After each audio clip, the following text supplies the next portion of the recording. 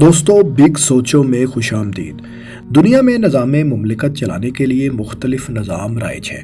کہیں ملک وفاقی پارلیمانی تو کہیں صدارتی نظام کے تحت چلائے جا رہے ہیں۔ کہیں ایک چھوٹا ملک ہی پورا ایک یونٹ ہے تو کہیں گورننس کے لیے ایک ملک کو مختلف یونٹس میں تقسیم کر لیا گیا ہے، جن کو کہیں ریاست، کہیں صوبہ، کہیں کاؤنٹی تو کہیں ریجن کہا جاتا ہے۔ پاکستان میں سالہ سال سے گورننس کے مسائل ہیں، جس کی وجہ سے یہ مطالبہ کیا جاتا ہے کہ ہمیں بھی اپنے ملک میں مختلف انتظامی یونٹس یا چھوٹے چھوٹے صوبے بنانا ہوں گے تاکہ اختیارات کو نچلی سطح تک منتقل کیا جا سکے اور لوگوں کے مسائل ان کی دہلیز پر حل ہوں۔ پاکستان میں آخر مزید چھوٹے صوبے کیوں نہیں بن رہے؟ نئے صوبے نہ بننے سے نقصانات کیا ہیں اور پاکستان میں کتنے نئے صوبے بن سکتے ہیں؟ آئیے ان تمام سوالات کے جواب جاننے کی کوشش کرتے ہیں۔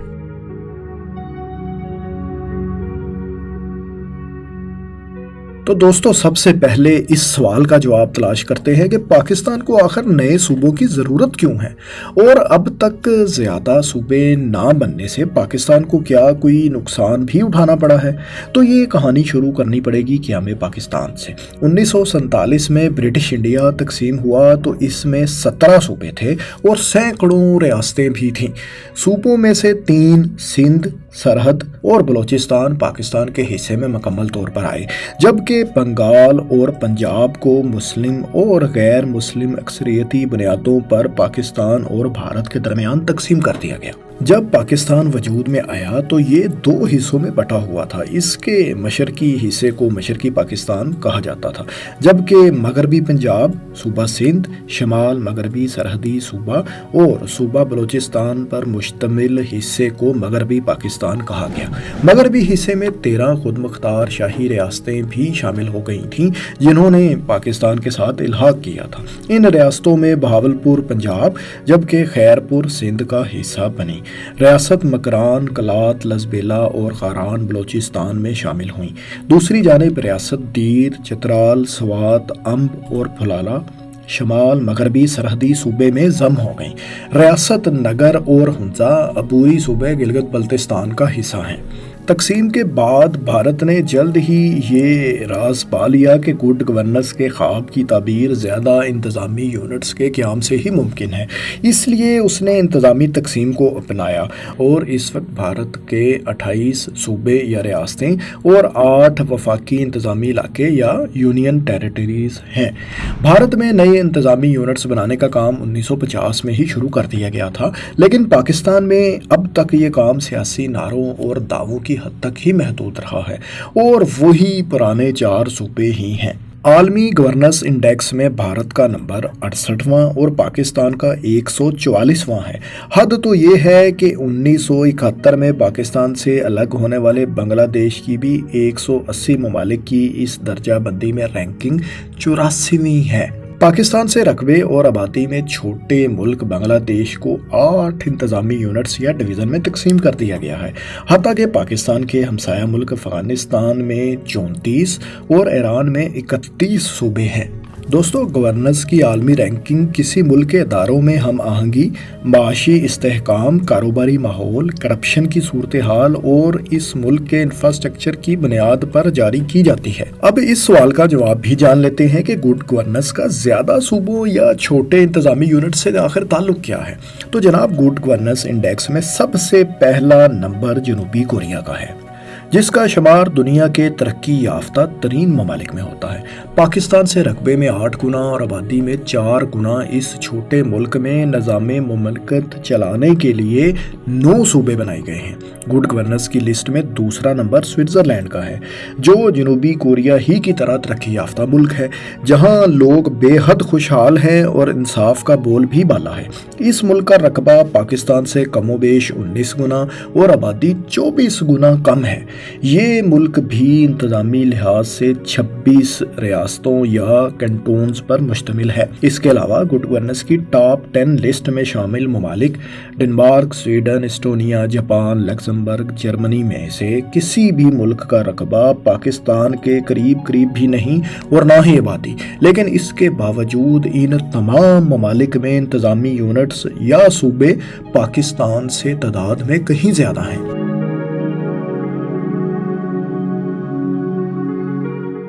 اب ذرا پاکستان کے صوبوں کی آبادی اور رقبے کا دوسرے ممالک سے بھی موازنہ کر لیتے ہیں۔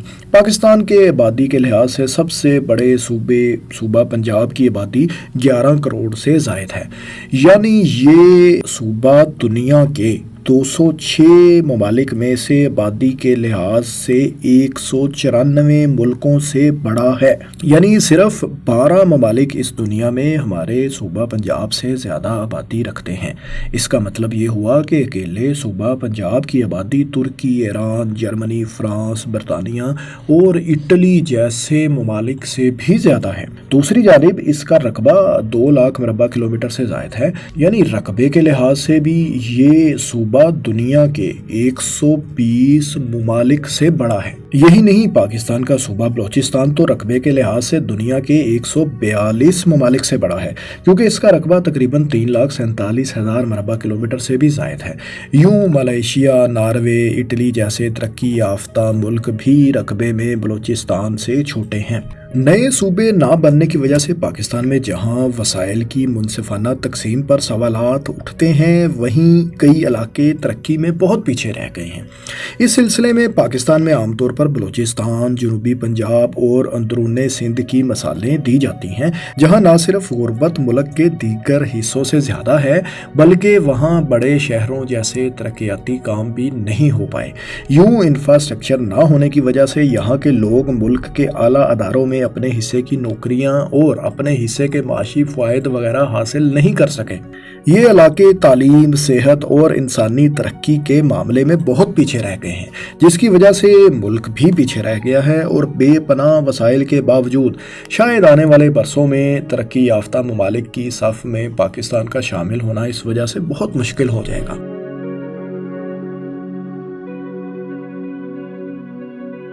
دوستو، سوال یہاں یہ پیدا ہوتا ہے کہ اگر ملک کی انتظامی بنیادوں پر تقسیم ترقی کے لیے ضروری ہے تو پاکستان میں نئے صوبے آخر کیوں نہیں بن رہے؟ تو اس کا جواب ہے سیاست اور مفاد پرستی۔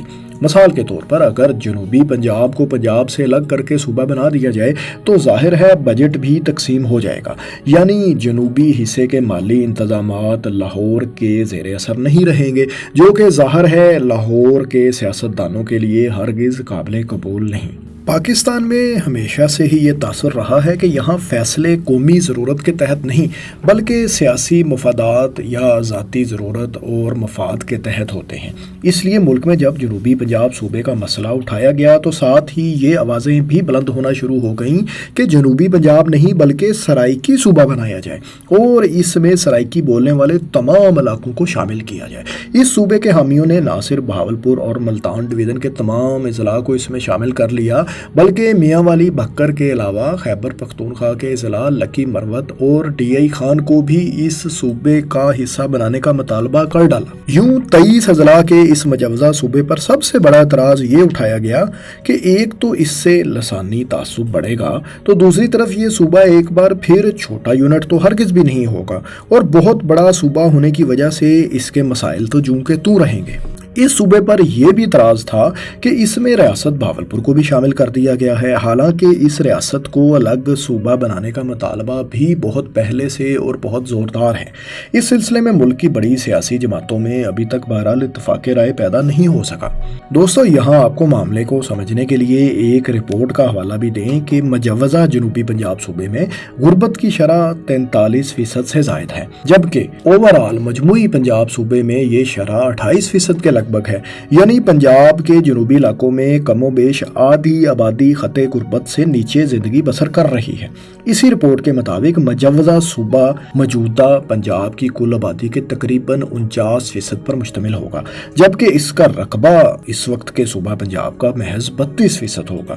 اس خطے کے ساتھ زیادتی یہ ہوئی کہ 2010 تک اس خطے کو مجموعی ترقیاتی بجٹ کا صرف 29% مل رہا تھا، تاہم اس کو بڑھا کر 2018 میں 35% کر دیا گیا تھا، جو پھر بھی کم ہی لگتا ہے۔ دوستو، نئے صوبے بنانے کے سلسلے میں کراچی کی مثال بھی لی جا سکتی ہے، جس کو صوبہ بنانے کا مطالبہ بہت پرانا ہے۔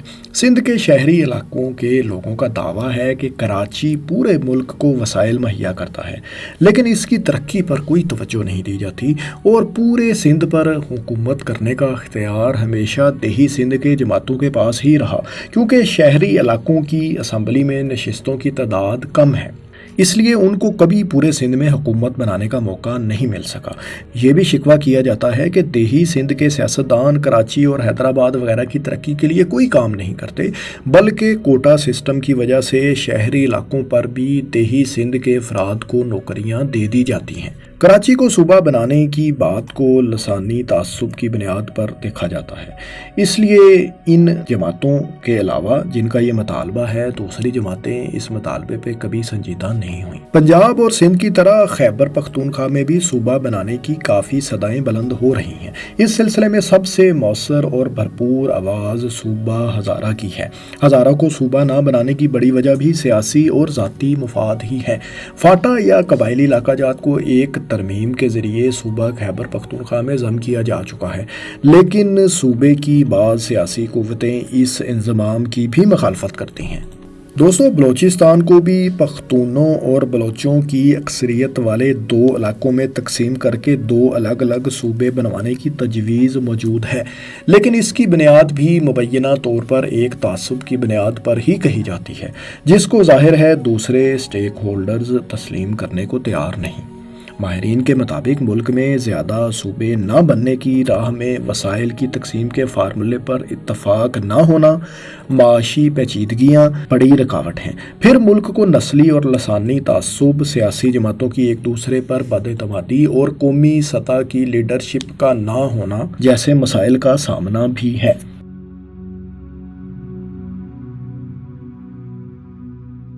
اب سوال یہ پیدا ہوتا ہے کہ آخر پاکستان میں کتنے صوبے ہونے چاہیے؟ تو اس کے لیے سب سے پہلے ضروری ہے کہ ایک قومی کمیشن تشکیل دیا جائے، جس میں نہ صرف ارکان پارلیمنٹ شامل ہوں بلکہ متعلقہ شعبوں کے ماہرین کو بھی کمیشن کا حصہ ہونا چاہیے۔ اگر ہم پاکستان کی آبادی، رقبے اور انتظامی تقسیم کو دیکھیں تو مختلف ماہرین کی رائے میں پاکستان میں 14 سے 16 تک صوبے ہونے چاہیے۔ اس سلسلے میں سب سے پہلے پنجاب کو دل بڑا کرنا ہوگا اور اس صوبے کو 5 یا 6 حصوں میں تقسیم کرنا پڑے گا، جن میں سے ایک تجویز تو یہ ہے کہ راولپنڈی، گوجرانوالا اور گجرات ڈویژن کو ملا کر ایک صوبہ بنا دیا جائے، جبکہ دوسری صورت یہ بھی ہو سکتی ہے کہ راولپنڈی ڈویژن کو الگ صوبہ پوٹوہار بنا کر گجرانوالا اور گجرات ڈویژن پر مشتمل دوسرا صوبہ بنا دیا جائے۔ پنجاب میں فیصل آباد اور سرگودا ڈویژن پر مشتمل ایک نئے صوبے کی بنیاد رکھنا بھی ضروری ہو چکا ہے۔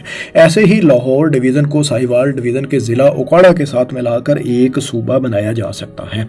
ملتان، ڈی جی خان اور ساہیوال ڈویژن کے باقی اضلاع کو ملا کر صوبہ ملتان کی بنیاد بھی رکھی جا سکتی ہے۔ اسی طرح بہاولپور ریاست کی حیثیت کو بحال کر کے دوبارہ صوبے کا درجہ بھی دیا جا سکتا ہے۔ بہاولپور کی ریاست ایک بہت بڑی ڈویژن ہے جو 46,000 مربع کلومیٹر پر پھیلی ہوئی ہے اور اس کی آبادی 1,25,00,000 کے قریب ہے۔ ماہرین کا کہنا ہے کہ بہاولپور کو صوبہ بنانے کا مطالبہ زبان، نسل یا ثقافت کی بنیاد پر نہیں کیا جا رہا، بلکہ یہ سراسر انتظامی تقسیم ہے، کیونکہ قیام پاکستان سے قبل بھی یہاں ایک ریاستی نظام ایک نواب کی قیادت میں ہی کامیابی سے چل رہا تھا۔ ریاست بہاولپور پاکستان میں ضم ہونے والی سب سے بڑی ریاست تھی، جسے ایک معاہدے کے تحت 30 اپریل 1951 کو صوبے کا درجہ دیا گیا، جو 1 یونٹ بننے کے باعث 1955 میں اس وقت کی حکومت نے واپس لے لیا۔ 1970 میں 1 یونٹ تو ختم کر دیا گیا، لیکن صوبہ بہاولپور کی پرانی حیثیت بحال نہیں کی گئی تھی۔ اب اگر صوبہ سندھ کو دیکھیں تو کراچی ڈویژن کو واضح طور پر ایک الگ صوبے کی شکل دی جا سکتی ہے، جبکہ سکھر، لاڑکانہ اور شہید بے نظیر آباد، جس کا پرانا نام نواب شاہ تھا، کو بھی ایک صوبہ بنایا جا سکتا ہے۔ صوبہ سندھ کے تیسرے اور آخری مجوزہ صوبے میں حیدرآباد، بھمبور اور میرپور خاص کی ڈویژنز کو شامل کیا جا سکتا ہے۔ صوبہ بلوچستان کو تقسیم کر کے 2 الگ صوبوں کی بنیاد رکھی جا سکتی ہے، جن میں کلات، مکران اور رخشان ڈویژن پر مشتمل ایک صوبہ ہو سکتا ہے، جبکہ بلوچستان کی شمالی ڈویژنز کوئٹہ، زوب، لورالائی، سی پی اور نصیر آباد پر مشتمل ایک دوسرا صوبہ بن سکتا ہے۔ صوبہ خیبر پختونخوا میں بھی 3 صوبوں کی گنجائش موجود ہے، جن میں ایک صوبہ ڈی آئی خان اور بنو ڈویژن کو ملا کر بنایا جا سکتا ہے، جبکہ دوسرے صوبے میں کے پی کے کی وسطی ڈویژنز مردان، پشاور اور کوہاٹ کو شامل کر کے الگ صوبے کی حیثیت دی جا سکتی ہے۔ صوبے کی شمالی ڈویژن ہزارہ اور مالاکنڈ کو بھی ساتھ ملا کر ایک تیسرا صوبہ بنایا جا سکتا ہے۔ گلگت بلتستان کو صوبے کا درجہ تو دیا جا چکا ہے، لیکن کچھ آئینی معاملات ابھی طے ہونا باقی ہیں۔ نئے صوبے بننے کی بات چل رہی ہے تو آخر میں آپ کو یہ بھی بتا دیں کہ جنوبی پنجاب صوبے کے لیے ضروری اقدامات کا آغاز کر دیا گیا تھا۔